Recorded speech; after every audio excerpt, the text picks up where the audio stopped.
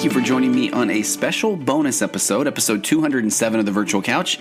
I am your host, Tony Overbay. I'm a licensed marriage and family therapist, a certified mindful habit coach, writer, speaker, husband, father of four, ultramarathon runner, and creator of The Path Back, an online pornography recovery program that is helping people reclaim their lives from the harmful effects of pornography. If you or anybody that you know is trying to put pornography behind you once and for all, and trust me, it can be done in a hold the shame, strength-based, become the person you always wanted to be way, then head over to pathbackrecovery.com, and there you can download a short ebook that describes 5 common mistakes that people make when trying to overcome pornography addiction or turning to pornography as a coping mechanism. All those things that I have talked about in 206 episodes before this. But I really want to get to the meat of today's episode. The reason why I wanted to do a bonus episode. So you might have noticed I skipped the ad at the beginning because I just want to get to this. With that said, I do continually want to talk about a free parenting course that I offer because that I hear about that almost on a daily basis now. So you can go to tonyoverbay.com/courses, and there's a way it's called something like Parenting Positively, even in the not so positive of times. So I highly encourage you to go check that out. It's absolutely free. No gimmicks behind that. I just want to help people become better parents. And if you're an Instagram person, head over to Instagram at Virtual Couch. And I embarrassingly even have a few videos on TikTok at Virtual Couch as well, where my daughter and I have tried to do a little bit of fun with the concept of therapy there. So go check those things out. I would appreciate that. And on my website, tonyoverbay.com, you can sign up to find out more about things that are coming up. But the reason why I wanted to run this bonus episode is because it's with a good friend of mine, a friend who I have known for years now, Coach Charles Gazaway. And Coach Charles has been played a major role in my life. He's been very influential in helping my son become a better basketball player, a better man. And when I had him on, this episode first aired back in July of 2018. And that was quite a while ago. And let me just kind of read what I had put there in the intro. And I think this is why you'll see, with all that we have going on right now today, why I thought this episode was so important. In the intro before, I had said this was an honor to have Coach Charles on the Virtual Couch podcast. Coach Charles is a former professional basketball player from, as he puts it, the hood, the inner city of Oakland. Coach started coaching my son and a group of and this is what I love about this episode, quote, lily white kids from the suburbs almost 4 years ago, and has taught them more about life and people through the game of basketball than I could have ever imagined. And a year and a half before we recorded this episode, Coach Charles had suffered a serious medical setback, temporarily losing his sight due to complications of diabetes. But he continued to coach through a kidney and a pancreas transplant. He's an amazing mentor. He's a role model, not just to the kids, but to all of us lily white parents as well. His coach led his team in what was at that time the Cinderella story-like fashion to qualify for the California Games in San Diego. And at the time we recorded this, we were taking the team down in a week or so, and I had offered people could make a donation to help with travel or lodging or tournament costs or food. So you'll hear us talk about this way to make a donation through the Virtual Couch's PayPal account, and I'm gonna leave that link active in the show notes. And so now we don't need, that was 2.5 years ago, 2 years ago, and so we're not going back down to San Diego. But what I want to do is, if anybody does still feel like they would like to contribute especially after hearing this episode with Coach Charles, donate anything. I'm going to reach out to Coach Charles and just see if there's a charity that he would like for us to donate the money, anything that comes to this Virtual Couch PayPal account. I'll donate to whatever the charity is that Coach Charles would love to see that donated to. So feel free to look in the show notes and follow that link. And before we even get to this, I do a lot of bonus episodes, and I'll throw a bonus episode at the end of the week when I want to talk about parenting or when I want to talk about marriage or those sort of things. And so it's funny, I've wanted to do this bonus episode about Coach Charles for quite a while, because this is one of those, if you go back and look at the numbers, the download numbers, this is one that just continues to be downloaded. So I think that it does get shared a lot. I think that, even my son, who is now just finished his sophomore year in high school, and at the time of this was finishing up, I think, 8th grade, had told me he had actually just listened to it a few weeks ago. So I think he had just gotten on a hey, I wonder what Coach Charles is up to, during the quarantine, the pandemic. And so he had told me that he had listened to it. And it's funny, if you Google my name and Coach Charles together, there have been a couple of people that have taken Coach Charles' message and then implemented it and included it in a variety of different topics. There was one that was this amazing Bible study where they had taken some of the things that Coach Charles had said, some of the stories he said, and applied it to some, I think it was like some stories from the New Testament. It was pretty beautiful. I might have to go dig that up and put that in the show notes as well. But so I've been actually thinking about running something on Coach Charles for a little while. I think there was part of me that just felt this absence of basketball right now, and it made me think of Coach Charles, and I thought, I should rerun this episode. And then the incidents, everything that went down with George Floyd happened, and over the last few days, there's been the protests and the that's been just the topic of conversation, especially as a therapist, people bringing that into session, and people that have never wanted to protest before that have protested, people that are afraid, people that don't know quite what to do, people that this is the first time that they realize that they don't know what they don't know, that they aren't aware necessarily of their privilege and want to learn more. So I get to see in my office the way that these changes are occurring. And I was forwarded an article that I thought was really interesting. And so I want to read a couple of quotes from that because, I do work in a primarily, as Coach Charles said, and that coming up in the podcast, an area of lily white kids and parents. And so it's pretty impressive, amazing to kind of watch some of the awareness happening in my office. And so, but I was made aware of an article. It was probably over social media a few days ago. Actually, it says June 3rd. Today's the 5th when I'm recording this. And it's from the Cleveland.com. So from the Cleveland, I think it's the Cleveland Plain Dealer newspaper. But it says, "What can I say to an African-American friend as anger arises?" It's in the Faith in You category. And this is by Terry Pluto of the Plain Dealer. And so Terry said, "Whenever something like the death of George Floyd hits the news, I wonder what I'm supposed to say to African-American friends. I'm sorry sounds so lame," Terry says. Now, Terry says, granted, I had no direct role in how Floyd was choked to death by a Minneapolis policeman. It's been ruled a homicide. But the black-white divide in the country is real. The pain felt by African Americans is real. And the helpless feeling is real and felt by many of both races. And I get to see that. I feel that in my office. So Terry said, this column isn't about major social policy or police tactics. You can read about that in many other places. Rather, it's about what I asked Bishop Joey Johnson from Akron's House of the Lord. Quote, "What can I say to black friends at a time like this?" The other night I got a call from Dr. Daniel Hawk, said Johnson. He's a white friend and a professor from Ashland University. He just said he was sorry and was almost in tears, and that meant a lot to me. Johnson's advice was for whites to reach out to their black friends and share in the pain. Listen to them. Don't do a lot of judging.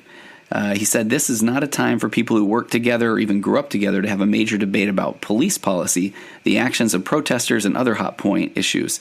It's a time to show we care about each other, said Johnson.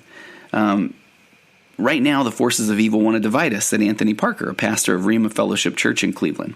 Parker and I talked about how this can cause people to shut down rather than to reach across racial lines. It's not just a black-white issue, said Parker. It's a human issue. I also get so tired of people wanting to put blacks and whites into certain boxes, he said. So I really appreciated that article, and again, it had me kind of think this would be a perfect time to rerun this episode about Coach Charles, because at the time we talked about a lot of things: his kidney and pancreas transplant, his love of these lily white kids out of Roseville, Rockland, Lincoln, California, and I reached out at the time to some parents, and the parents gave me some quotes. And so this is a little bit of a spoiler because we get to this later on in this episode with Coach Charles. But man, some of the things that just one of the parents said, I just want to read this. It was amazing. We'd reached out and said, "Hey, what do you want to share? What do you love about Coach Charles?" And this was under this one parent said a few things I love about Coach. He had some bullet points. And the second one, he said race. He said, "Let's be honest here. With a few exceptions, our team is lily white middle-class kids from Roseville. They have no business being in Oakland. Definitely have no business playing basketball in Oakland. Coach Charles is African-American, and he has seen firsthand the apprehension some of the kids had when playing African-American kids. He took some time out to show them that African-American kids are just like they are. They're trying to be the best they can be. They've learned to be able to play against anyone, no matter the team, the age, or race, and give it their all. They played against some really great teams, African-American, Asian, Latino, everything in between. And Coach Charles has taught them that between the lines is where your abilities show who you are. It's not what you look like." This parent said, "I love that my son has had many positive interactions with a multitude of races that he would not have otherwise had. Coach Charles is a positive African American role model whose interactions are helping to shape my son's viewpoint of the world." And I love that, shape my son's viewpoints of the world.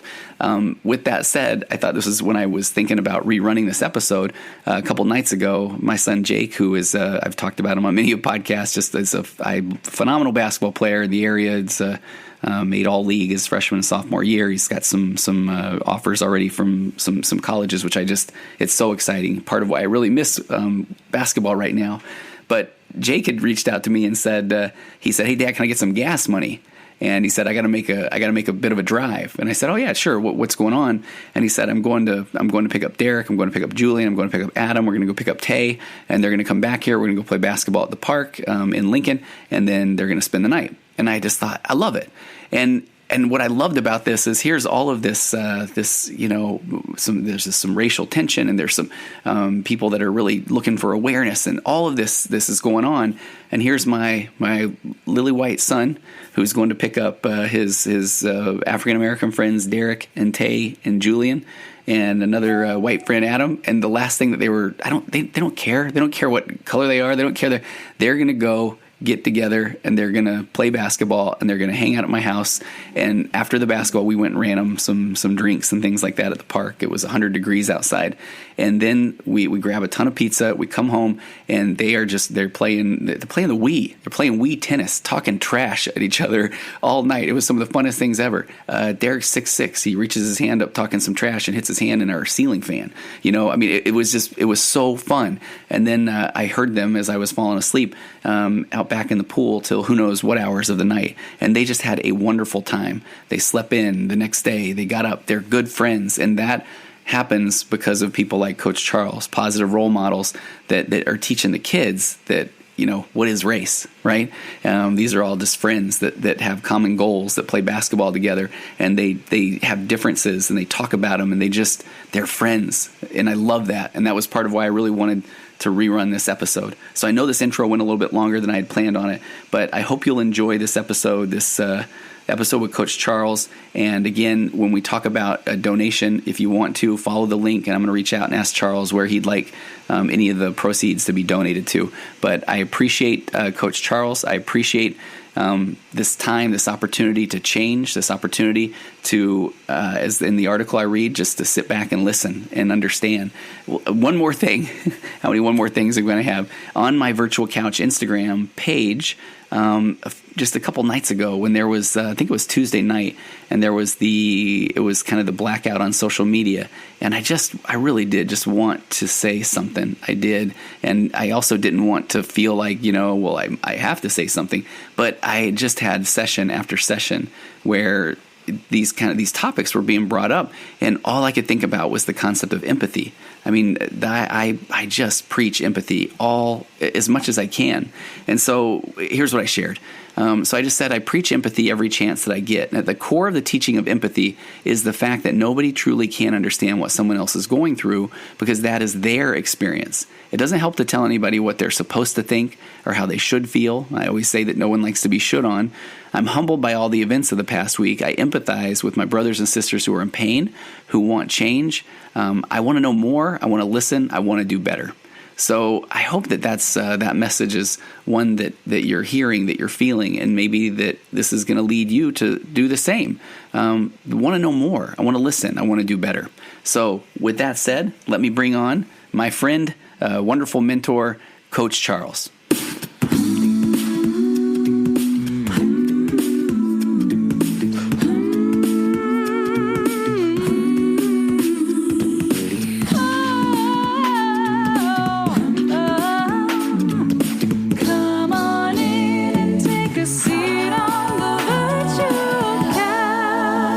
Not as smooth as it is when I don't have a camera on me, Coach. I'm nervous around you, Coach. But pathbackrecovery.com and super quick business stuff. Go to tonyoverbay.com. You can sign up to find out more about some programs I'm doing about couples communication, parenting. I have been waiting for this for a long time. My guest today is, and I kind of feel like, is that fan a little too loud, Coach? Hold on. Well, it's up to you. All right, I'm turning this off. things are going to get hot. I'm putting you on the hot seat, kind of literally. That right? works. That works. Okay. So my guest today is Coach Charles Gazaway. And is that the right way, or is it Gazaway? No, it's Gazaway. Gazaway? Well, okay. And Coach, that is the key. Coach Charles, as we like to call him, has been coaching my son in basketball for years now. And he's performed miracles with my kid. And we're going to get to that, right? Coach, what kind of a last name is Gazaway? I'm curious. I don't know. My parents gave it to me. Okay. Not quite, the origin. Who knows? My father would know. I'm not interested. Okay. Okay. Family from Louisiana. From Louisiana. If that has something to do with it. Yeah. I know it's spelled a few different ways. There's G-A-S, there's G-A-Z, G-A-Z-Z, G-A-S-S, and it's all A-W-A-Y. So I guess during the time that they split away slavery thing, saying the word Gazaway, not knowing how to spell, so I figured out G-A-S, some G-A-Z. But all in the melting pot, we're all related. I like the Z. Yeah. You like that one? Yeah, I like it. But so I wanted to bring Coach Charles on. Coach Charles has done more for my kid and for just a whole group of kids, basketball players, than I ever anticipated that could have happened. So I really wanted to bring him on today. He's got an amazing background, kind of been through some, it bounced back through some incredible medical journeys and has led our team to the California State Games, which was, we qualified for this basketball tournament down in San Diego, which, I don't know, did you see that coming? No. Right? That, I knew the kids understood what was going on. Mm-hmm. And I knew that, through the years of giving them more confidence, that things like this could happen. Yeah. But it's never, from my aspect, it's never expected. Okay. So I always just kind of try and stay as even keel for the kids as possible as far as expectations. Yeah. Meanwhile, the parents are over there like, we're going, right, Coach? Right. And so, I can see them getting better, but I never thought that we would qualify for something like this. Yeah. In what I feel is a short time. Yeah. Because I believe that the kids were coached previously. And then when I came in, because it was on an AAU level, I think the expectations changed. And I was even told that I may have been too hard early. Okay. And I didn't know if I should have changed it or should I stay with what I knew, and I just stayed my road. Okay, and we got so much going. Part of the reason I want to bring Coach Charles on as well is there's a lot of talk these days about the AAU basketball culture. Mm-hmm. There's a lot of talk about how have kids changed over the last decade, mm-hmm. how have parents changed over the last decade. Right. Is AAU basketball good for the sport? Is it good for the players? And I feel like you can kind of address all of those things. Sure. So before we even get to that, I want to talk about your background. So you grew up in Louisiana? No, I grew up in Oakland, California. Okay. Inner city kid, mom and dad in home. I am the baby of 7. Oh, wow. So pretty much it was an athletic family. I was the oopsie. Okay. My closest sibling to me, my sister Denise, she is 10, maybe 11 years older than I am. Wow. So I was the accident. Oh, okay. Child. So when you said oopsie, I thought you were saying hoopsie, and I'm like, I think Coach Charles mean that was a basketball player. And I was like, I get it, Coach. No, right? I was the whoops. Yeah, I was the whoopsie. So the youngest of 7, and then 10 years. So your oldest sibling is how old? I don't know exactly how old. Yeah. My oldest, he passed away.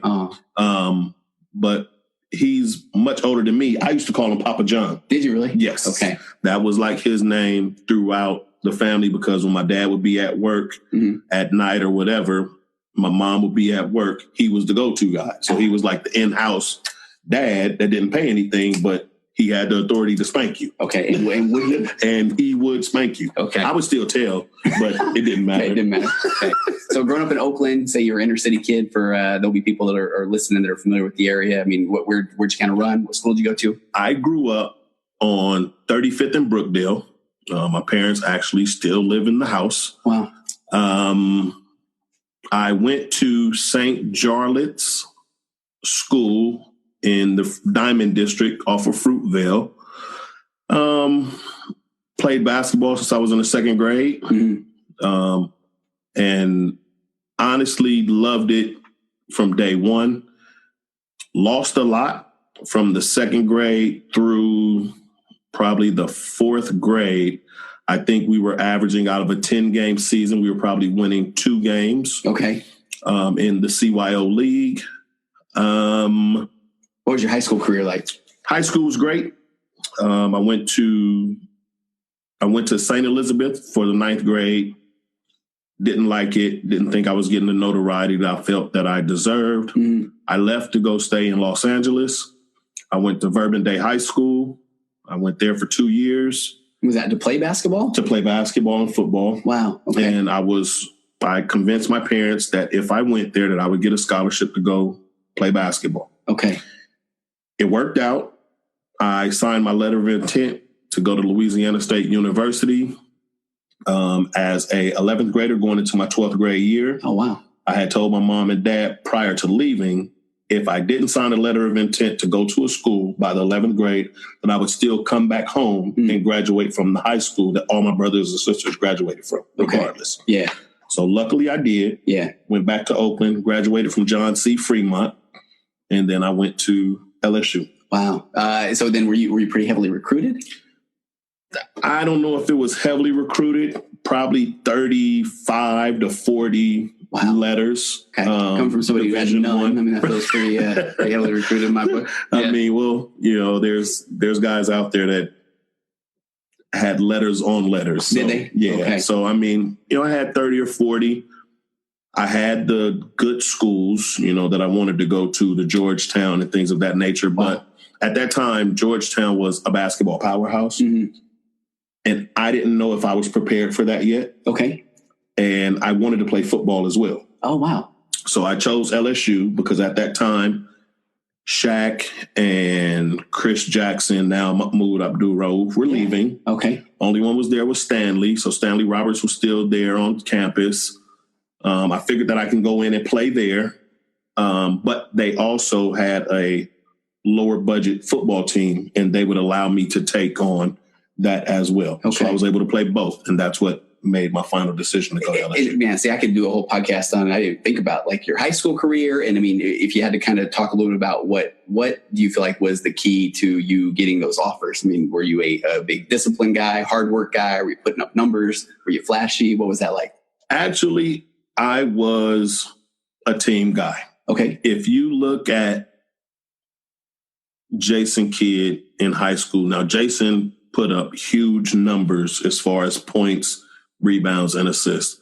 I was more of, I would give you 14, I would give you 6 boards, and I would give you 8 assists. Okay. I played great D.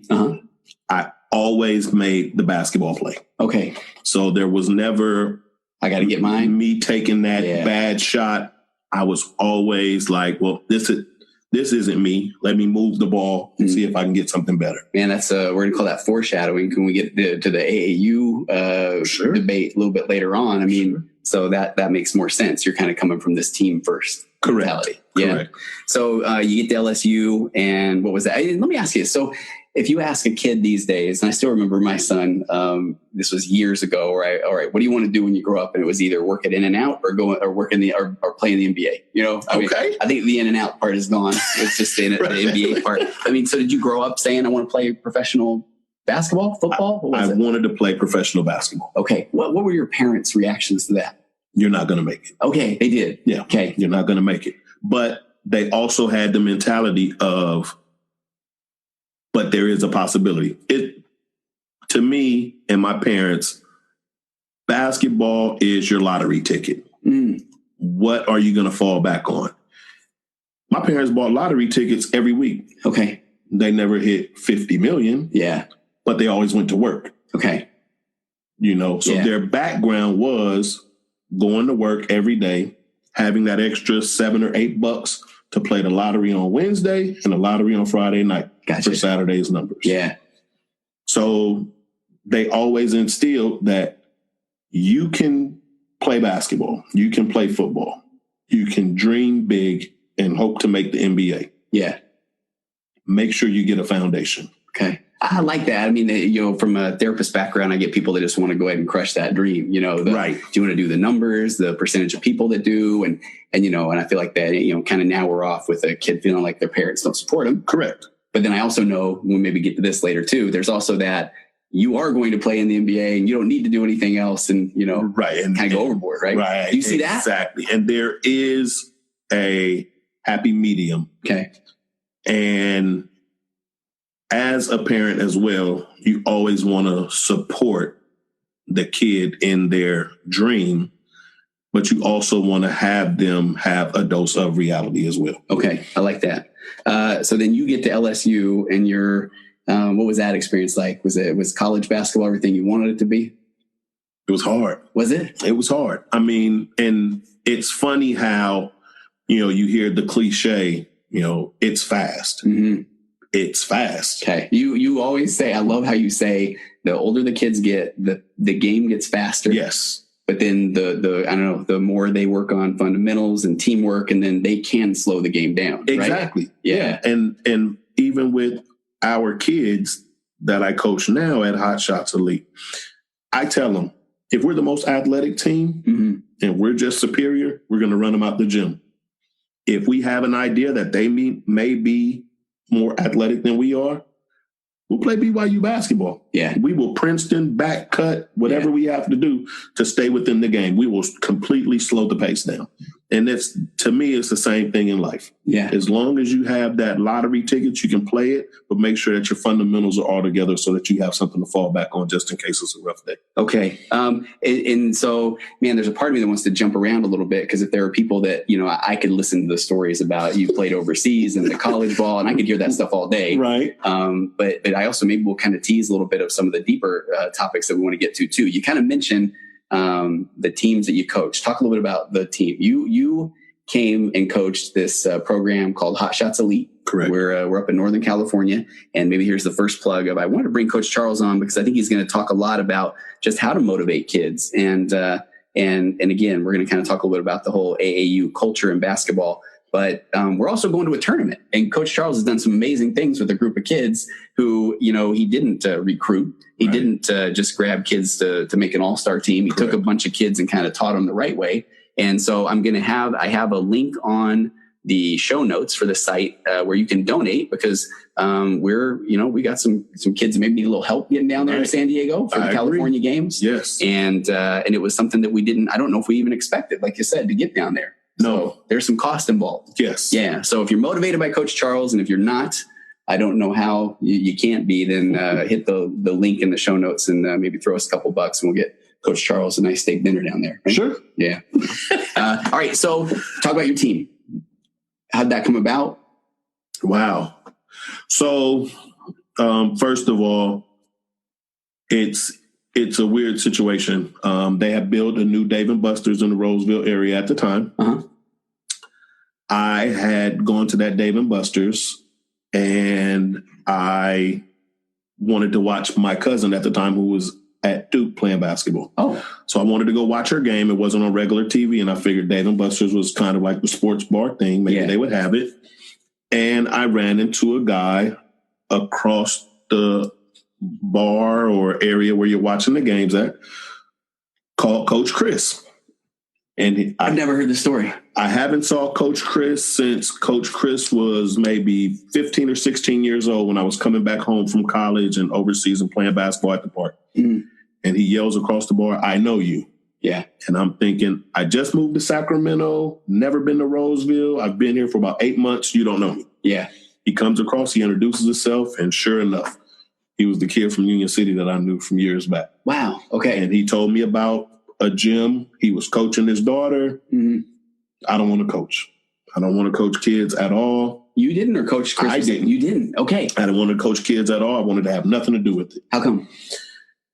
I just didn't know if coaching was my thing. I didn't know if I could teach what I knew. Yeah. And that was the hardest thing for me to get over. So Coach Chris had a men's league team, and I played there. Uh-huh. His daughter had a game before one of our games, so I went, met Jacob, uh-huh. and there it was. I had no idea that you didn't get into that to coach? That wasn't your goal? No. Okay. No. So I've had a couple of clients that have done a little bit of coaching at different sports, and there is tell me if this is true then, for somebody that was good at playing, it can be frustrating because you just want to say, just do it, right? And that is why I brought Coach Chris with me. Okay. Coach Chris was a football player at Logan, played wide receiver. Uh-huh. I was a basketball guy that worked hard at football. Okay. He was a football guy that worked hard at basketball. Okay. I knew he could show them what I expected them to already know. Okay. And then you having that experience with football, you knew, hey, you don't just do this. You got to put in some work. So I told Jacob, I said, the only way, because he said, I have a group of kids that I want you to coach. It was at a men's league game. He said, I have a group of kids that I want you to coach. And I told him, I can't coach kids unless, and he said he was going to pay the coaches and everything. Yeah. So I said, unless Coach Chris comes with me, I can't do it. Okay. And he said, well, I'm not paying the assistant coach. I said, well, don't worry about that. Mm-hmm. I'll give him half of my check. Okay. Like, don't worry about paying him. I just want to make sure that he'll be able to get paid. Gotcha. And he said, yeah. So I told him, okay, whatever you're going to pay me, cut it in half, write him his own check, write me my own check. Okay. And that's how we got started. So, all right, while we're right here, and I still want to go back to some of your overseas experience. Sure. I want to do that. But while we're right here, now talk about I'm dying to know, right? So you walk into the gym the first day. What are you seeing? First of all, do you pick them up in 6th grade or 5th grade? It was going into the 5th grade. So late grade. 4th, early 5th. Okay, so it's been 4 years? Yes. Okay, you walk in there. What are you expecting, but what do you see? You haven't coached kids. I mean, what are you thinking you're going to see? I honestly went in there because I knew the Roseville area. Yeah. So I was expecting to see younger white males playing basketball. Okay. And I walked into exactly what my expectations were. Yeah. But what I noticed is that everyone was small. Okay. So everybody was short. And I said, oh, my goodness, we're going to be in trouble. Okay. Bunch of short white kids playing basketball. Right. Playing basketball. Yeah. Now, do you remember when you walked in and when you see the look of the parents and the kids, and what are you seeing from them? Well, the first time I saw the team, it was actually in a tournament. Oh, okay. And Jacob had told me to come. And Jacob was sitting at the head of the bench. And he introduced me to the kids. And I sat at the end of the bench. And then the second game, Jacob moved to the end of the bench and had me at the head of the bench. Okay. And then the third game, Jacob was gone. Oh. And so it was almost like a seamless transition, but he kind of surprised everybody. Yeah. So the kids just went from listening to one voice to kind of hearing my voice to hearing my voice solely. And then when I found out that wasn't all of the kids, that we were going to have a tryout, and I was like, well, is this kid going to stay? Is that kid going to stay? And he was like, yeah, those were the 5 kids that I were talking about. Gotcha. So I said, fine. Okay. We could take those 5. Yeah. So, and I'd asked you if it was okay if we kind of dive into a little bit of I got some comments from some of the parents that are just amazing, right? But so from like, if we look at the race aspect, right? Right. Do you feel like the kids, there was anything there that was like, wait a minute, that, this coach he's not a white dad who's going to, whatever, be on his phone the whole time? To be perfectly honest with you. Yeah. I wasn't worried about the kids. Yeah.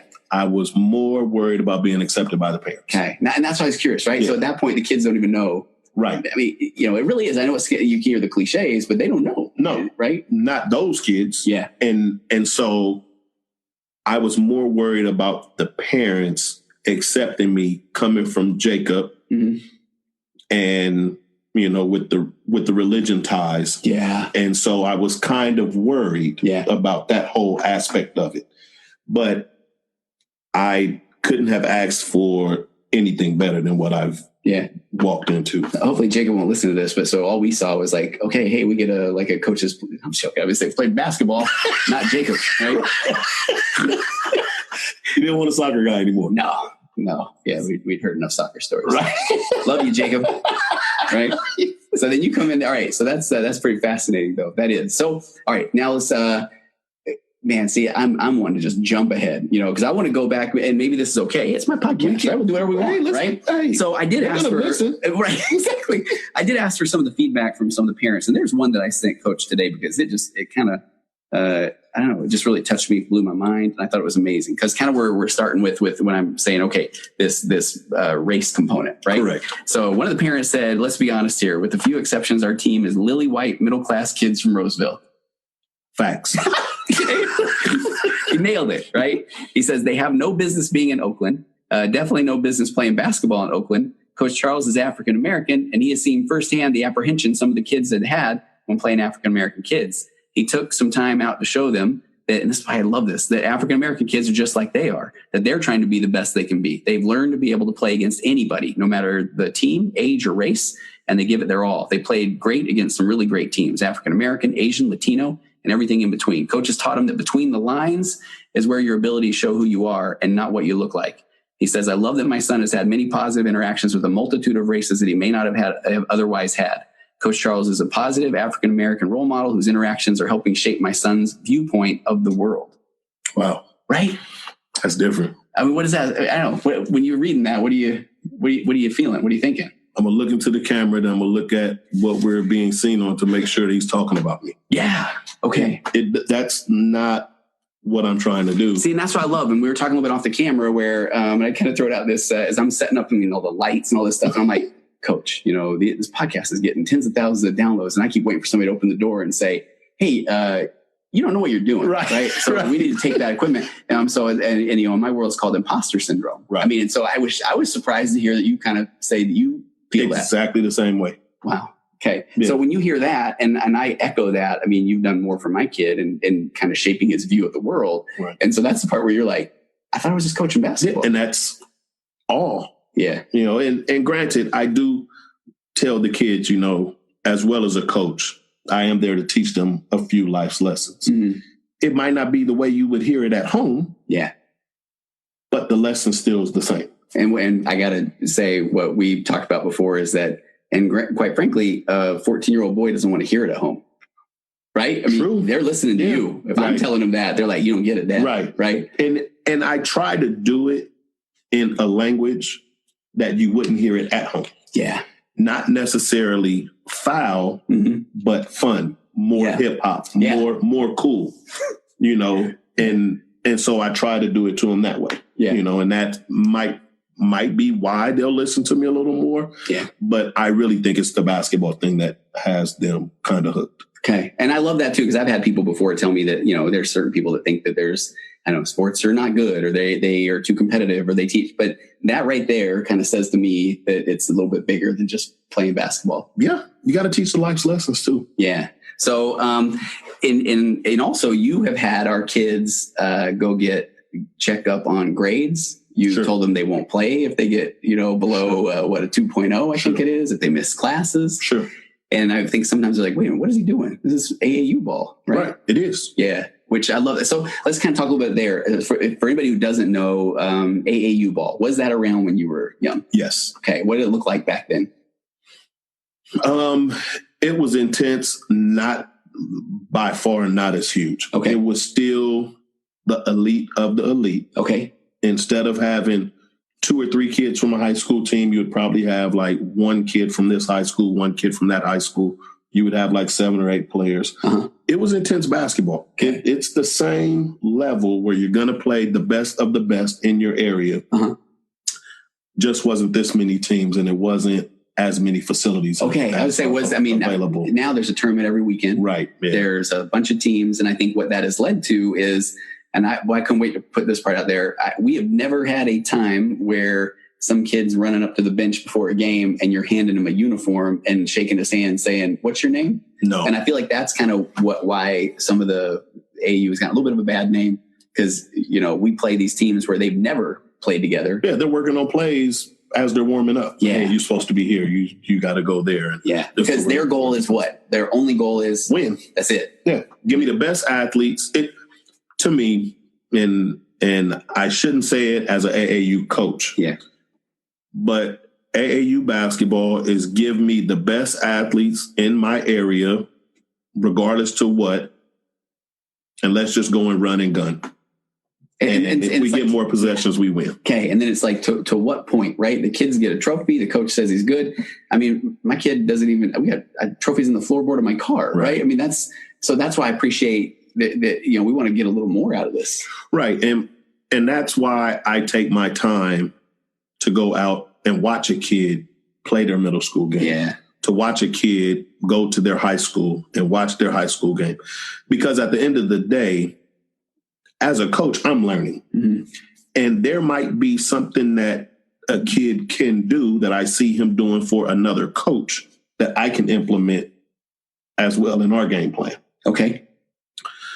And then I also see coaches out there that shouldn't be coaching and should come to or go to some coaches' clinics to be able to communicate with kids and learn not necessarily how to coach basketball, but just how to interact with a child that you may not know and learn how to get to know that kid to find out what makes them tick. Okay. And here's where I love that maybe you didn't even know the impact you were having on these kids and on the families, but you mentioned, I mean, you would go to the kids' rec games, you'd go to a kid's middle school game. And so they're seeing this, again, a positive male role model that cares about them. Right. And that's that part where I feel like we need more of that. I agree. Yeah. And I mean, it's tough, because at the end of the day, a lot of us have full-time jobs. Yeah.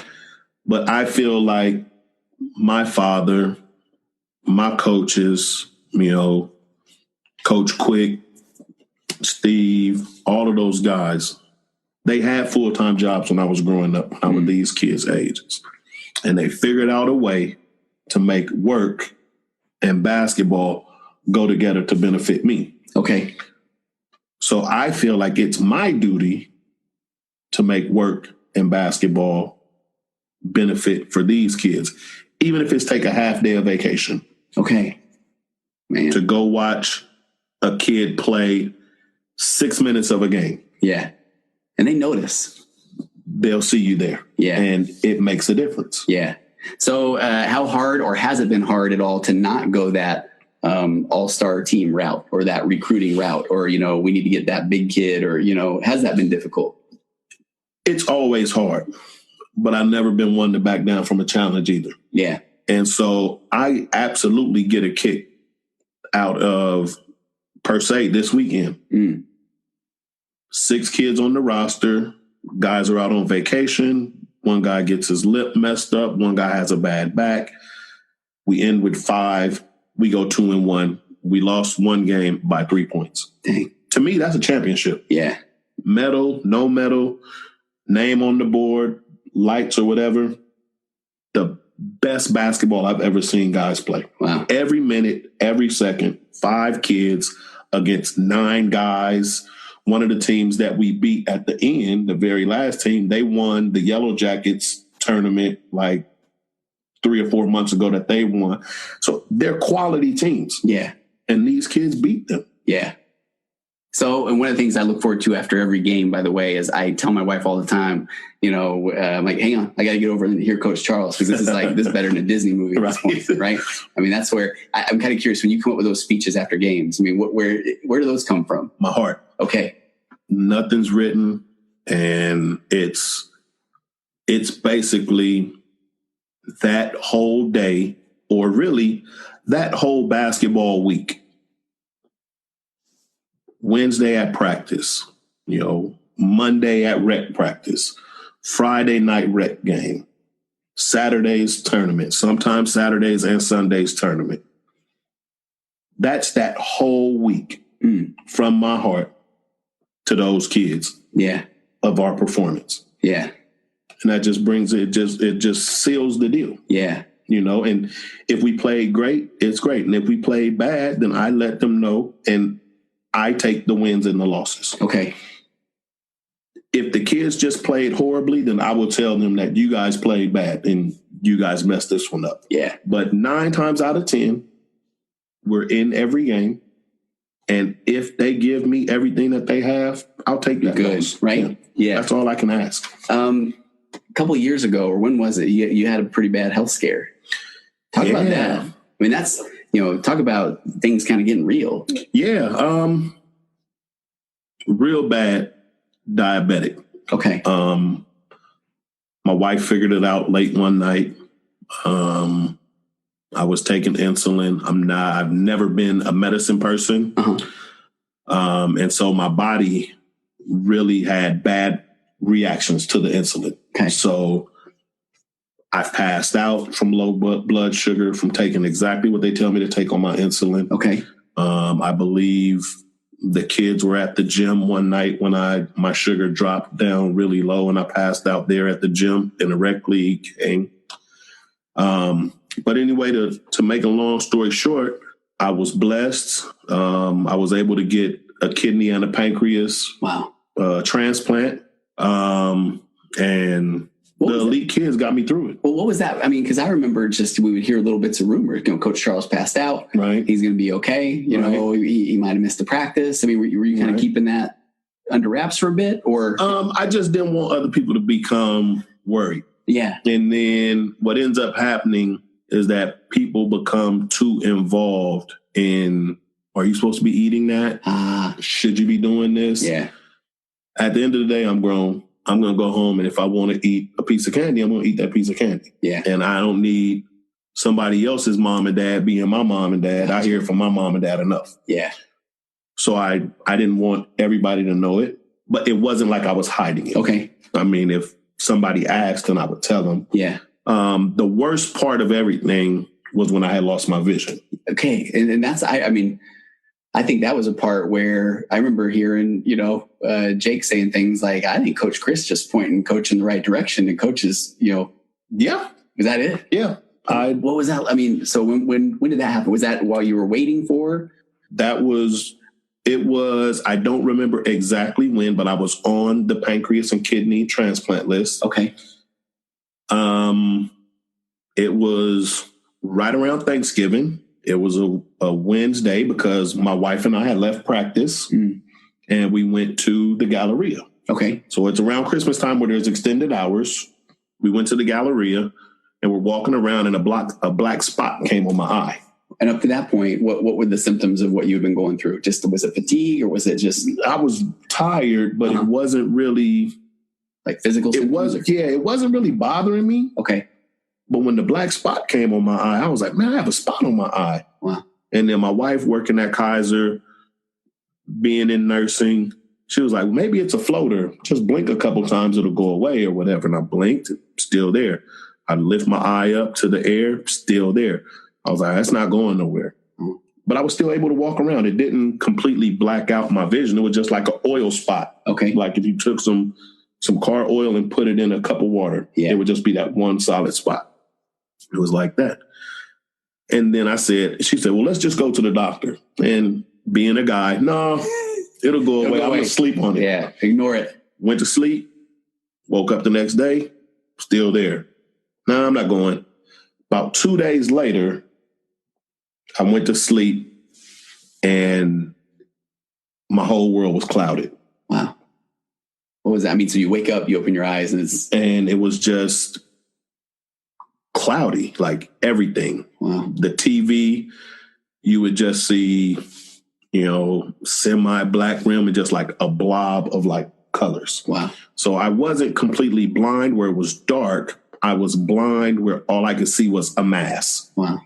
I mean, is that when kind of we get pretty scared? Or? Yeah, that's when I was kind of scared. But my wife was like, but you were never depressed. Or I was never down. Yeah. And I completely coached through the whole thing. I mean, we only heard rumors. I mean, you were doing well. We'd say every now and again where your wife would kind of be guiding you a little bit. Right. Yeah. I put my arm on her shoulder, put my hand on her shoulder, and have her walk me through the gym. And, people with the most embarrassing thing or the hardest thing to do was to hear some of the younger kids say hi to me and for me not to know who it is. Yeah. And I couldn't turn or tell where the voice was coming from. I just kind of had to put my head down and just kind of keep walking. So it was kind of hurtful to me because I couldn't talk to that one little kid, whether it be 6, 7, or 8 years old. All of the other kids knew for that I coached that I couldn't see. And so what did the doctor say at that point? I mean, was there any worry about this could remain, or was it? Yeah, they didn't know what was going on. Oh, wow. They sent me to an eye specialist here in Roseville at Kaiser. And then I just had severe hemorrhaging, a lot of bleeding from the veins behind my eye, which the vision has to go through that portion to be able to see through. So that was just all of the blood clouding that was clouding it up. Wow. So then what was that? What happened next then? I didn't realize, I mean, that was all related to the... Yes, that was all related to the diabetes. The kidney, the pancreas. Yes. Okay. So I ended up getting the kidney and pancreas transplant done first. When you remember so if this stuff was happening around Thanksgiving, was it before the end of the year or did you have to... Well, I went to... All I know is when I went to UCSF, we had a tournament in a couple weeks. Yeah. And I went to UCSF because they called me and said they thought they had a match. So my wife packed up my clothes and I told her, I'm not going to surgery without my Hot Shot Elite shirt. Okay. And she said, what? And I said, I want a Hot Shot Elite shirt while we're driving to San Francisco. And I want to wear a Hot Shot Elite shirt on the way back from San Francisco. Wow. And she was like, why? I said, because those kids are what's going to get me through this. Okay. And she was like, okay. So I put on my Elite shirt. We went to San Francisco, popped open, woke up in much pain, walked around a couple of days. They said I'd be in there like 9 days. And I'm counting the calendar because we had a tournament that following weekend. Yeah. And so I got out, if I'm not mistaken, it was a Wednesday or Thursday. Yeah. And on the way home, I told my wife, I said, the boys play on Saturday. And she was like, and you want to go? Yeah. And I still had my vision at this time. And I said, yeah, I'm going. And she was like, I don't know how you're going to do it. I said, I'll figure it out. Okay. And I was fresh out of surgery, 75 staples in my stomach. Dang. That's okay, because I remember here, like, did you get some bleeding down there at one point? Yeah. Dang. Yeah. Okay. And so I went and coached. I told the boys I can't yell. Yeah. So you guys, when I call timeouts, I got to tell Coach Chris to call timeout. How hard was that? It was rough because Coach Chris sits down at the end of the bench. So I would kind of lean over and wave my hand and he would be like, okay. And he would call for timeout. Yeah. And I just told the boys, I'm going to sit right here in this chair. So I was Phil Jackson in it. Okay. I sat in my chair and they ran over and they got around me. And I was able to just talk to them in a normal tone. They went out there and executed. Yeah. They did the hard part. They played. That was crazy. I mean, I didn't know. Now it makes more sense why you were kind of, because we were like, Coach, should you be out here? Like, I'm fine, you know? Right. And then somebody at one point saying, I think he's bleeding from his stomach, you know? Yeah. And you're like, well, yeah, it's nothing, you know? Yeah. But no, so here you are, you're teaching the life lessons to the kids, but then you're saying the kids are kind of what helped pull you through. Correct. I know for a fact they got me through it. Yeah. Because I knew that I couldn't let them down. Yeah. And I had to let them know that no matter what was going on, whether it be at home, physically, emotionally, you got to keep fighting. Yeah. I mean, they got it too. I mean, that was a let's win this for Coach. Mm-hmm. You know, I don't know. You were in a lot of family prayers there for a while too. Oh yeah, and if you're feeling that, right? I take all those. Yeah, I take all those. I appreciated all of them. So how's that recovery been? Great. 3 surgeries on each eye. Oh, plus the kidney and pancreas transplant. Back to normal. Okay. No medications, no diabetes. Really? Well, I'm on medications. I have to take my anti-rejection stuff for the kidney and pancreas. Yeah. But no more insulin, no diabetes. I'm back on a regular diet. And that's a miracle. That really is. It is. I mean, I remember playing basketball with you about a year ago on one of those practices and forgetting that this guy had a kidney and a pancreas transplant. And, right? Yeah. You still out playing now? Yeah. I'm trying. Yeah. But I don't know if I'm playing as much. I need to take off these 30 pounds, but I'm going to get there. That's great. So, all right, one of the things I love is, you've kind of alluded to there's some times where you might, get a little bit boisterous, a little loud. Correct. Right? Correct. Nothing better than, by the way, there's, that some of us have some video of like when one of my kids hit a couple buckets and you like doing a dance in the background. Some of the greatest ever, right? Right. Yeah. Get into it. I love it. Yeah. I love it. I love the kids. I love the game. Yeah. I'm excitable. Yeah. And then, so then talk about, though, what I just think is the coolest thing, if I can speak from the parent. So my kid, good player, I think, and he doesn't really enjoy the getting yelled at, right? Right. He gets the yelling, right. And man, you picked up on that so fast, and you even told me all you have to do is point to your head, right? Yeah. I mean, you coach to the kid, right? Which that's the part where I feel like now go back. Then I'll do the, I don't know a lot of the other AAU coaches, but go back to that all-star mentality. Nice to meet you before the game. Here's your uniform. Correct. And then it's basically just screaming, go over there, right? Just run, right? Exactly. You get to know each and every kid. You get to know what motivates them. And then, so I don't know, how hard was that at first? The whole thing of learning a kid, you can do that simply by watching them interact with their buddies. Okay. So I'm a coach that believes I should be at the gym prior to practice. There's a couple coaches or a couple parents that talked about that, by the way, the things you've taught them. Yeah. Okay. I believe that I need to be there before the kid, because if I tell a kid to be there 30 minutes early and I'm showing up 15 minutes early, what's going to tell that parent that being 15 minutes, well, your coach's not even there. Yeah. So why do I have to get you there a half hour early when your coach isn't there until 15 minutes early? Yeah. So I can't hold the parents accountable and then the kids accountable for their parents. Because I know as a kid, when my coach used to tell me to be there a half hour early, Mom, I don't care what you have on. You can drop me off down the street, but I got to go. Yeah. Yeah. And so the kid's accountable for the parent, as well as the parent has to be accountable for getting the kid there, but it's all on the coach. Mm-hmm. And so I kind of watch the way the kids interact with each other, and I find out who my leaders are, who are my little weekend warriors that just going to do what the other guy says and not really complain, but might not like it. Yeah. And I just cater all of that into what I feel that kid needs to become better. Yeah. I have to tell you, when I was telling my wife, she was excited to hear this interview, and she's like, you just got to tell the audience that they just have to go find a Coach Charles, right? That's all they got to do. But that's hard. That's hard. So here's what one of the parents said, that they love your ability to coach and teach based on individual personality. Some kids can handle a little bit more loud in their face, and some kids will have that approach go in one ear and out the other.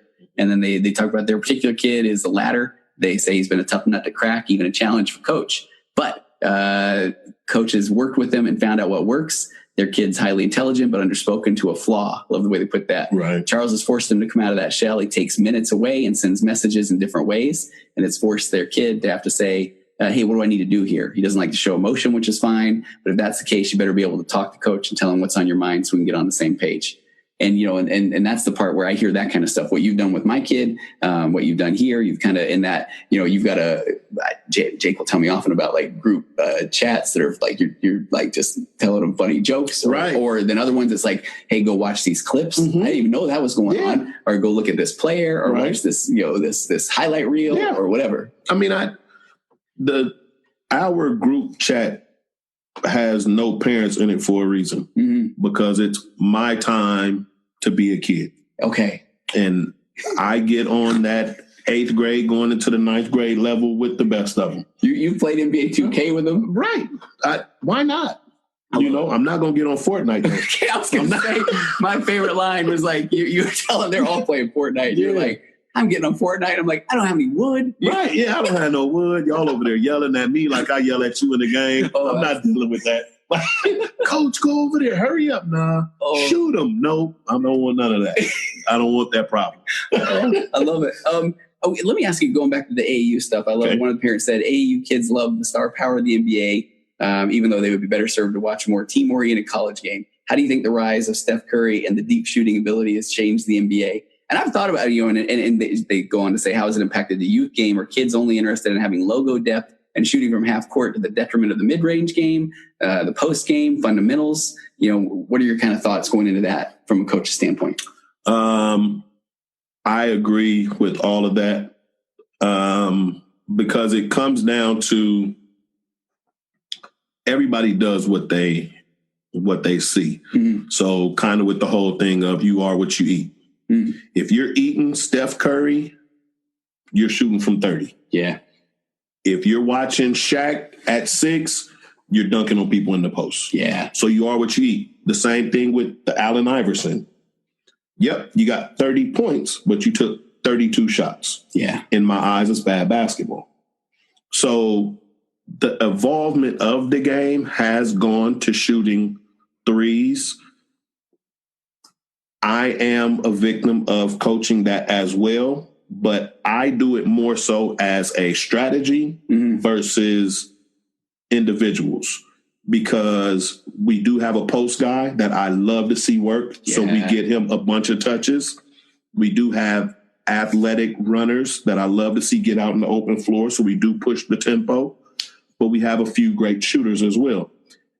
And as an undersized team, our benefit to us is to get out open in the fast break as an undersized team, to feed the post because our big has great footwork and good size. But one of our key things is the fact that I have 4 kids who can really shoot the basketball. Yeah. And if that's what we're going to be good at, then that's what we're going to feature. And I try and make it more of a 50-50 thing more than the 70. I don't want to go Houston Rockets. Yeah. You know, I don't want to go Houston Rockets where we're shooting 40 and I'm the coach saying, well, I can see where we can get 53s up a game. Right. I don't want to go D'Antoni. Yeah. I just want to be more consistent and more like a Boston. Yeah. Like I've always told the kids, I want to be the Spurs. I want everybody to get me 12. Okay. And if I get 9 kids to give me 12, we're going to be hard to beat. Yeah. I love it. And every now and again, my kid will be a little guilty if he's feeling it. You're like, all right, you got one more. Let it rip. One more. Right? Let it rip. You hit 2 or 3, give it to him again. Yeah. I did another couple of the parent comments. One of them is one of the parents who talked about where the kid had kind of taken something away, maybe a little bit the wrong way, but that what they loved was that this kid called you up. And felt like they had a relationship with you where they could call you up because they know you were going to hear them. Yeah. I mean, I think that shows a lot of character that you have taught those kids to kind of self-advocate, speak up for themselves. Most definitely. There's another parent she says, you took these kids, young, timid 4th grader, and now a strong, independent young man that feels there's nothing and no one on the court that can stop him. Son's confidence has grown triple-fold because of Coach Charles. But here's what I think is touching about that. I mean, you've taught him more than basketball: sportsmanship, having your teammates back, life skills that go beyond the court. And love for the kid shows in so many ways. But this is the part that I just love. I want you to hear this. Being a single mom with a teenage son without a dad around, that you have played an incredible role in like mentoring this kid and kind of giving him that positive male role model. I mean, is that the stuff you've thought about when you're at Dave & Buster's and you see Coach Chris and he says, let's coach some basketball? Never. Okay. Never. I don't know. I just think that's what we're supposed to do. As the older generation, I just think that that's one of the things that is lost with this generation coming in. Talk about that. Okay. When I grew up, I would go to the park. I had what I would call my brothers, who were my older leaders on the block, ride their bikes down to the house. I'd get on my bike. We'd ride to Allendale Park early in the morning. Fleminsky will be out there. Coach Flem will play with Flem. We'd leave there by 1 o'clock. We'd go to Brookdale Park. We'd play there for a few hours. We would ride another 2.5, 3 miles to go to San Antonio Park because they had lights. Wow. We would play there. And if one of the high school kids who had a license later on in the day was able to get a car, we would ride to Bollinger Canyon and play out there. When were you playing video games? I wasn't. Right. Until I was done eating, in the shower, back on my bed for about a half hour, maybe 45 minutes, and I was out cold. Okay. But that was Saturday, that was Sunday, every weekend. Man. And it was just, and I had older guys to just tell me no. Okay. When I wasn't away from home, it wasn't an option to be disrespectful. Okay. It wasn't an option. And I don't understand how people my age, maybe a little older and a little younger, allow younger kids, just even at our facility on a Saturday during tournaments, parents included, I'll see kids throwing their balls on the wall. And I just feel it's my place to go up there and say, hey, man, stop throwing your ball on the wall, because I don't go to your mom's house and throw my ball on her wall. Yeah. Like, just respect the facility, because if you don't respect the facility, they all go away. Okay. And that's why I love it. So yeah, you're teaching lessons throughout. Yeah. It's not just, yeah. Okay. I got to read it. Okay. I got to read another one. Okay. Okay. Because that's like everything I'm kind of skimming through here is more talking about all of these lessons you teach. I mean, here's one where you might remember this one. This dad said, proudest moment was when we lost by 8 points to the Oakland Soldiers, because we had gotten beat by 60 to Chuck Hayes' team. Mm-hmm. Our kids were hanging their heads. Right. They've been up goofing off the night before. Right. You let them know that that wasn't, the parents have spent money to get down here, taking their time to come down here. Yep. You took your time to come down there, but then kind of, let them know that, all right, all we can do now is put that one behind us. And then Oakland Soldiers, they're a ranked team. Could have run us out of the gym, right? Yeah. And our kids rallied. Yeah, and that's the thing. And still to this day, when I go visit my parents in Oakland, and then I'll go down to Jamtown or something like that, one of the coaches is always like, man, you got your boys here? Yeah. And they're just like, I said, no, man, I'm just in town, so I just wanted to check out some basketball. And they're always like, man, you got to bring those guys back out here. They said, man, I still don't know how you held the Soldiers to under 70 points. Yeah. I said, I knew we couldn't score 70 or 80. So why am I going to let them score 70 or 80 and automatically give up? Yeah. Just slow the pace down. That's what I always say. Either we're going to run you out the gym, we can be UNLV, or we can be BYU. Yeah. And that's the way I like it. Yeah. We can play you super fast if we're just better, and we can slow you down and play smart. Yeah. And that's what we did with the Soldiers. We were just smart. At the end of the day, 4 kids at 6'3", and our tallest guy is 5'9". Yeah. And they got one too many offensive boards, and they won. Yeah. Good team. All right. I kind of skipped a bunch of the overseas stuff, but I got to ask you, so you played so kind of jumping back in there, you played some college ball. Correct. At what point did you still have your eyes on the NBA draft? I mean, was that? I didn't make it out of college. Okay. When I went to college, I played 2 seasons. So I played as a freshman and I played a lot as a sophomore. And then I ended up tearing my Achilles tendon. Oh. So I popped my Achilles tendon. My dad told me not to come home. Wow. But when I got hurt, I found out how much I really didn't like school. Okay. I was just at school to play basketball. Yeah. And once that happened, I told my dad I needed to come home so I could have my surgery. And he told me don't, because I'll never go back to school. And I told him, yes, I will. So I bartered my way back in. Uh-huh. Didn't go back. Played in a few men's leagues. Played in the San Francisco Pro-Am at Kezar and all the places over there in San Francisco. Had a couple offers on the table from different agents from overseas and things of that nature. Recruiters, not really agents, but recruiters from overseas. Nothing ever came through. And then a guy came up to me and was talking about Australia. And I told him, what you going to do? Give me your card, take my number, and never call me like everybody else. Yeah. And he said, no, I'm serious. And about 2 weeks later, he asked me, did I have an agent? And told him no. And he said, well, you might want to get somebody that can read paperwork. Wow. So I told him, okay. He sent plane tickets for myself and my father. I have an uncle who's fairly smart, and they went out there with me and read through the paperwork. I stayed in Australia for a year. Did you really? I went over to the Philippines for a couple of years and played there. And at that time, the U.S. national team, the Dream Team, was coming around, and the original Dream Team popped in for a couple scrimmages out there. In the Philippines? And it was fun. Yeah. Well, okay, so you, all right, got good stories there? You were telling me before, I loved when you were saying that's when you kind of realize they're the Dream Team for a reason. Oh, yeah. Yeah, I could look at a game right now on TV and still think to myself that at 25, I could have stayed in front of you. Yeah.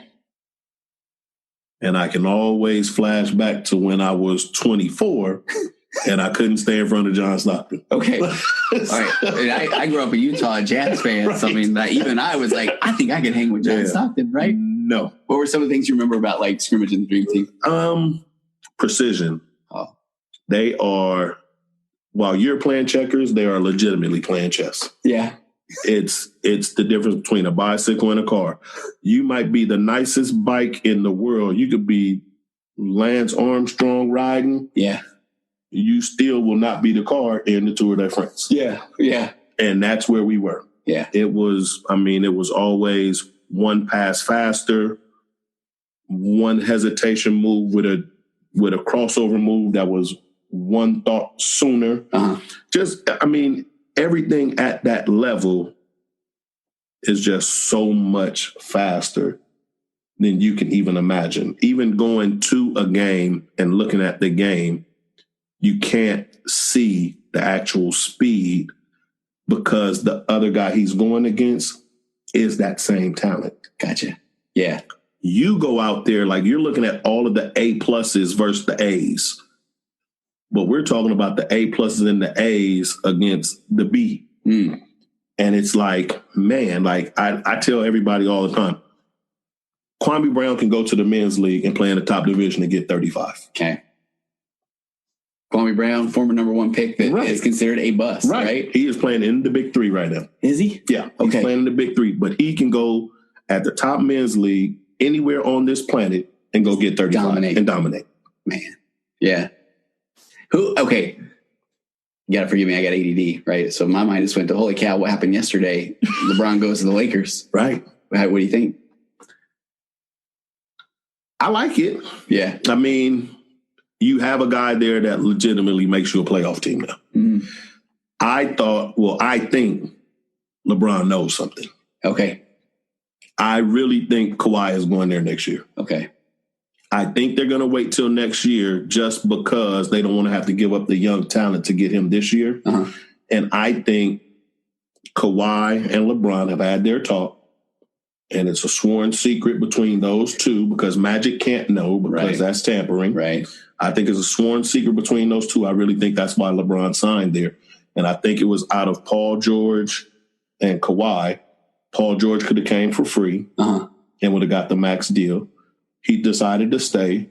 Kawhi is next in line. So I think Kawhi is going to do what Paul George was trying to do. But I think regardless to where he goes, and I'm going to say this with a caveat, unless it's Boston. Oh, okay. Because I think if he goes to Boston, he's going to stay there. Okay. Because if I was him, I would stay in Boston. Because I still think the Lakers are a piece away, even with Kawhi, to beating at least the Warriors. I'm gonna isolate this clip. It's gonna be put out there, right? And you will like now you'll be an analyst after people hear you nail this thing down next year, right? All right, I've had you for over an hour, but I still want to go with the couple more things really quick. Okay. Any playing overseas? I always hear these stories about in Europe where they're throwing batteries at you and the AC doesn't work in the gym, or was that the experience? It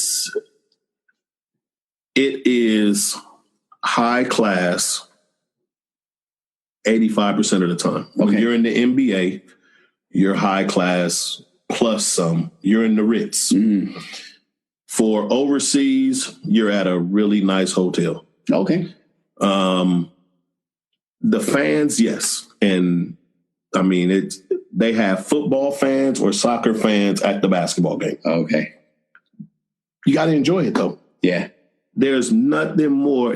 Still to this day, as a rec league coach and an AAU coach, there is nothing better than me walking in the gym and seeing a coach or a parent or a kid on the other team that don't like me. Really? Okay. There's nothing better than that. Yeah. How come? I don't know. I just, because if you don't like me, obviously I'm doing something right. Okay. Because I like all the teams that I beat. Yeah. I don't like any of the teams that I lose to. Okay. Right. So that means that, they're like, okay, here comes this team. Here comes that coach. Mm-hmm. And then I go back, not trying to go back to, but then do you, when you bring these, according to this dad, lily white kids from Roseville in, I mean, is there a little bit of extra, okay, this is kind of fun, when you do beat up on some of these teams? I laugh every time. Okay. And, just going back to this weekend, a trainer that was at our facility saw us over at the other gym, and he saw the other kids warming up. And he asked me, he said, "Coach, how many do you have?" I said, "Man, we only have 5. He was like, "I'm looking at the way these guys warming up. Sooner or later in this game, they're going to realize that they are in a basketball game." Okay. Game started off in 2.5 minutes, 11-0 us. Okay. I said, well, they noticed it a little sooner than I expected, but yeah, they know they're in the game now. Yeah. And they couldn't recover from that. Yeah. So do you see AAU any changes made? And so Commissioner Silver was talking about, what was he trying to do? He wants to go down and overhaul the AAU program, or was that just talk? I think it's talk. I think Commissioner Silver is doing what he should be doing. Uh-huh.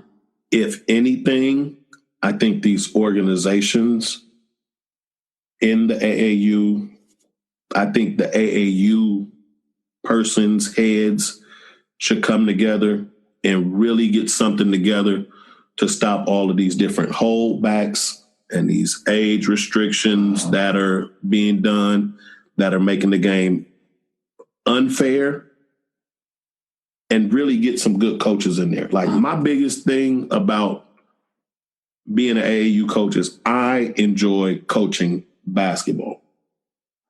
If I can get 5 ants to run a play and shoot a ball, I will coach them. Yeah. It doesn't matter to me if we win or lose, because at the end of the day, if I was to apply for a high school job, nobody cares what my AAU record is. Yeah. Nobody cares. They want to know, what have you done in high school or middle school or something. They don't care what you did in AAU basketball, because that doesn't prove, and we see it a lot of those coaches can't coach. They just recruit kids. Mm-hmm. I get the kick out of seeing my kids get better. Yeah. And running plays together. And nothing I love more than watching our kids break a press. Because they slow down. You got them to the point where they act like they don't even care who's in front of them. Mm-hmm. Doesn't matter. Right. They're breaking that press. Matter of fact, when we see people press us, we're like, thank you. Right. Press us. Yeah. Right? Make us play at our speed that we want to play at, but we're going to make you take your press off while we're doing it. Yeah. Because once you get 3 or 4 easy buckets, you have to try to figure out something else. And most AAU teams are based upon athletics, so they want to press you to get you rattled, to score 10 or 12 points real fast, and then you're intimidated. Yeah. If you can break their press and then you make them have to go set up in half court, you've done half the battle. I just realized I hope this podcast doesn't get you coaching somewhere else. You get snagged, you're scooped up, right? I'm not going anywhere. A couple other things I thought about. You've also coached girls. Yes. What's the difference between coaching girls and boys?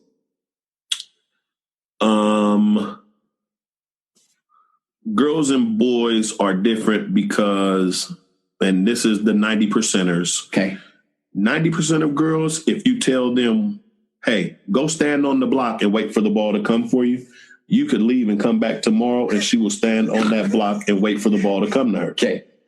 You tell a boy, hey, go stand on that block and wait for the ball to come to you. He's going to wait and count to like 7 or 8, and he's going to run to the 3-point line and be like, man, I'm open. Okay. That's the difference. Okay. Yeah. That's the total difference. A girl player, I'm just talking about the 90%ers. Yeah. Are very disciplined or instruction ready. Okay. So you can tell a girl, hey, go here, stand to the count of 5, run over there, set a screen. If she doesn't come, run to the other side and do that. You tell a boy to do that, he's going to find the basketball. Yeah. You can say, hey, stay here for 5 seconds. If the ball doesn't come, run across here instead. He'll tell you immediately. Mm-hmm. Coach, I waited 5 seconds. You didn't even get there. Yeah. And that guy wasn't coming for the screen. Like, he has every reason or every excuse in the book to want to go get the basketball. Right. And that's the hardest part about coaching the boys, but that is the part that I like more than anything. Okay. Random couple things before we're done. Shoes. Coach, you like shoes? Only a few. You told me one time you don't talk about the number, right? Your wife won't let you talk about it? No, I only talk about them per year. I count shoes from October to October. Okay. Last October, it was 86 pair from October to October. Okay. Right now, I'm at around 50, so I'm doing a lot better. All right. You know I'm a therapist, right? Like, we never talked about this. Do we need to have intervention? I might. Okay. I might. But like I tell people, I don't have a problem because when you have a problem, that means you can't afford it. Right. Exactly. My mortgage is always paid. My bills are always paid. Yeah. I always have extra money because I'm still coaching. Yeah. Yeah. So that means you have to have some money coming back to you somewhere. And you could quit anytime. Yeah. So see, it's not an addiction. Sure. Right. Exactly. Sure. Anything else you want to throw in, Coach? No, man. I just love it. And part of coaching is what I do want to say is I have a very supportive wife. Yeah, you do. And she is the one that kind of keeps me sane, especially the time period where I said I was blind. Yeah. She drove me to every practice, whether it be 2 times a week, 3 times a week, every game, on Friday nights for rec, Saturdays and Sundays for tournaments. And never complained. She would get up in the morning at 4:30, head to work, come home at 2:30, change her clothes. We'll be out the house at 3:30. We wouldn't get home Wednesday night until 10. She would go to sleep, get back up, go to work on Thursday, and be ready for basketball games on Friday nights and Saturdays. She knew how much I meant to you, right? Yeah, she's good. Was she a basketball fan before you met her? No. Okay. She doesn't have a competitive bone in her body. Did she? She used to get mad at me. We would be playing Clue at my parents' house. Yeah. And my daughter was a lot younger at the time.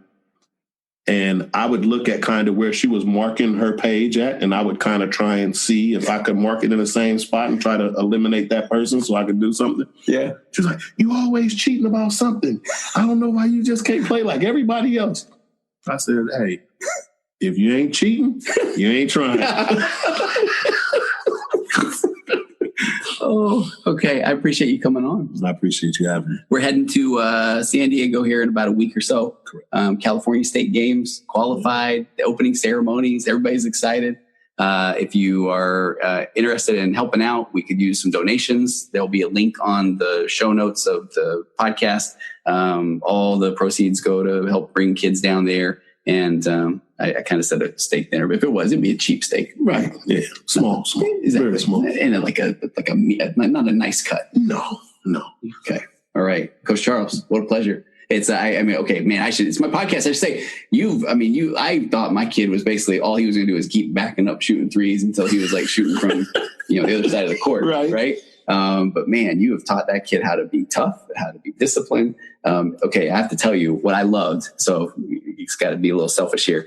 We were in Reno, Reno tournament, and my kid had taken a couple of shots. He was hurt a little bit. Yeah, he was hurt. He was hurt. Yeah, back, hamstring, and a couple other things. He was hurt. And but then we make it to this championship game, right? And the night before, he had said, he's like, "I want to hit a game winner," I'm like, "Yeah, that'd be nice, bro. I wish I would have hit one too, And he's like, "No, I want to hit one." And he's had a couple where he's hit a shot and then there's been some time left, right? And he's like, "I don't want one of those. I want one. I want buzzer beater. Over. I want it over." So we go into this final game. We get down by 14. Yeah, pretty much the whole. And game. he undercut. There was something where he went down pretty hard, right? Yeah, and the kid ran into his leg again. Yeah. So he was out for a little while. And we had a couple kids step up big, keep us in the game. And sure enough, what happens? 11 seconds left. I'm going to link this too. I got this thing on YouTube. Right. Yeah. 11 seconds left. Coach draws up a play, and we're sitting over there thinking, "Holy cow, my kid's going to get a last second shot," right? He wanted that thing so bad. Gets the pass in there, comes off a nice screen, hits the shot. And I've never been more excited in my entire life. Right. I don't think I have either. Okay, right. You're jumping, I'm jumping. And that's where I'm going with this. And look at my kid. He's just like, supposed to. Exactly, right? And then I loved it after. I'm like, "Jake, do you get that wasn't just a game winner, that was a tournament winner?" And he was like, "Yeah." And I was like, weren't you like freaking out? He's like, "Nah, I kind of wanted that cool. I wanted to take it cool." I was like, "Well, you did." Right. Yeah, you played it off well. Oh, man. Is that, yeah. Like, well, of course I was going to hit it. Right. Man, that was supposed to. Greatest times ever. Yeah. And get it right. Yeah. I didn't draw up a play. Okay. Because I have the same kids and I don't recruit. Yeah. That was just a basketball conversation. Nice. I don't use my clipboard anymore. Do you? Me and the kids speak the same language. Yeah. I spoke to them a play. Yeah. But I didn't touch my clipboard not one time. Gosh, okay. I already said I'm wrapping it up, but two other things came to mind. I love it. At halftime, what do? You come over and walk over and talk to the parents. Yeah, because you guys are nervous. Yeah. Yeah. You guys are nervous. Okay, I never knew that you were doing that because you always come over so cool, right? Yeah. Where I was like, how are you, Coach? Right? Yeah, we're good, right? You guys are nervous, and I trust, like I said earlier, we have leaders on our team. Mm-hmm. And so I always pick 2 kids to talk to the team about the changes that we can make. I pick one guy who's been in the fire more, and I pick one guy who's kind of sat on the bench a little bit more. I realize that. And I have them talk to the team about what they're seeing and what they're doing. And they're serious about it. I mean, they do not mess around. And I tried it for a little while when they were younger. And the reason why I found out that I could do it is because I would ask another kid that I didn't pick who went over there and ask them, what were they talking about? Mm. And they would give me the information, and it was almost spot on to what I would have said. Yeah. And so I was like, you know what? They can handle halftime. That's nice. That is. Yeah. That is. I thought I had one more thought. Now I just lost it. All right. We're gonna go win the gold California State game, San Diego. We going, right? That's right. There's no other reason but to go there to win. Exactly. Yeah. So, Coach, I appreciate you coming on. I think it was like building up you've taught my kid how to be tough, how to be, speak up for himself, how to be accountable, how not to lose his cool, how not to, back down from any challenge. I mean, we were at a wedding this weekend, but from my understanding, he was playing the 4, he's like, and he's boxing out, and he's, and he stayed in there. And so that's, I appreciate it. And the other kid whose dad said that he was quiet to a fault played the 5. Dang. All game. Playing the 5. Right? All right. Coach Charles. Hey. Pleasure. Appreciate it. Right? TV. No, man. We appreciate it too. And we'll see you down there in San Diego. Yes, sir. All right. All righty. Okay.